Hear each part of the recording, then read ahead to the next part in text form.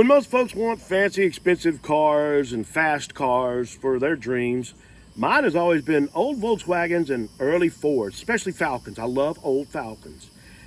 And I found one. A friend of mine about 3 years ago or so said, I've got a 63 Falcon if you want it. I said, yes, I do. What is it? He said, it's a 6-cylinder, 4-door, 2-speed automatic. I went, that'd be perfect. I like the 63. It's my favorite. I want it. So he brought this down to me. Meet Robert Redford.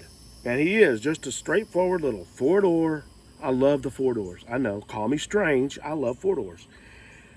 But he needed floor pans and you needed some work. So we got the floor pans welded in. We've got all the parts to do the brakes. Donnie got him running. He runs great. Donnie even drove him around the yard, sitting on a bucket. So the interior's been kind of a hang-up. We've been wanting to find something with an interior for this car. And we did. We found a parts car about an hour north of here that was had a bunch of parts in it, a 62 model with a bunch of parts in it that we could use, plus a perfect interior. So we went up to Alabaster and picked up this guy. He's a 1962 4-door Falcon, 6-cylinder automatic. The reason he was taken out of commission was the previous owner burned the transmission up. He was going to cut it up and put it on another chassis. But when Donnie and Drew and I got there and looked at it, we realized the body's in great shape. The paint's in good shape. Every single piece of the car is there. And the piece de resistance was there was already another transmission available. He had bought one and it was sitting next to the car. So when we got it home and realized there's almost no rust in the body, and what little bit of rust in the floor pan that had been repaired, Donnie can fix the repair so it's a little more substantial. We decided to keep the car and drive it instead of parting it out. So we'll drive Robert Redford and the 62, which, being blue and white, my wife loved the Smurfs and she likes his car. She named it Smurf. So meet Smurf. First thing we gotta do is get Smurf running.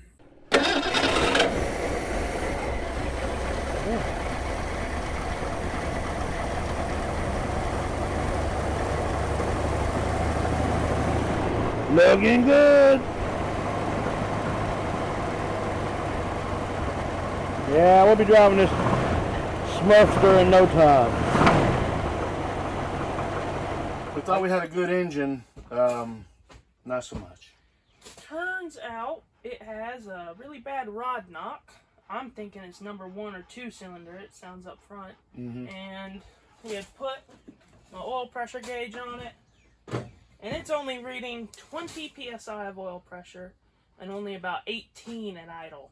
So even if the rod wasn't knocking, that oil pressure means this engine is just worn slap out, as they say in Alabama. I mean, it's not completely bad. Like I said, it still ran, so it's salvageable. It's just, you know. Yeah, it can be rebuilt. It's just that it's not going to be anything we can get in and crank up and drive away right now. Tell them what you did try to do on our parts car, which we'll have video of right now. Well, I tried to get that engine running. It's a little 170. Which is what would have originally been in here. But unfortunately, I think that engine is also a dud. It seems like I've taken the valve cover and timing cover off, and it was full, I mean genuinely full of caked goo and from oil lack sludge. of oil change most likely. Yeah, this looks like... If you don't change your oil regularly, that stuff builds up in your engine. Yeah, this looks like, you know, 10,000 miles. Yeah, and these are older cars too where that was more of an issue. Yeah, so that engine I think was also just ran. It was abused and ran until it just Did you say that the compression was low on that car too? Yeah, only 2 cylinders had even enough to fire. The rest of them, one was like 80, which isn't bad, but then I had 2 45s and a 70, so it's, you know, half of the engine wasn't even firing. Yeah, so we've got 2 rebuildable engines. We just don't have anything we can put in here to drive away. Yet, we found one. But first, we got to get this one out.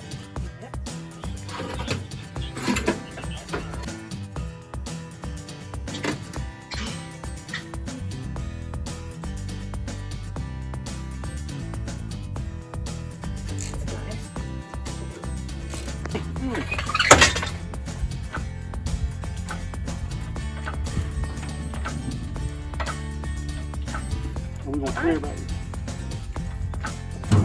Yeah. Sure. We need to tilt it some. There we go. You sure you want to go at that angle? It's always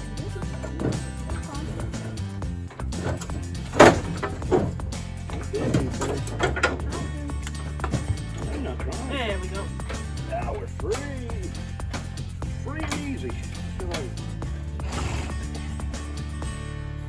A little unconventional.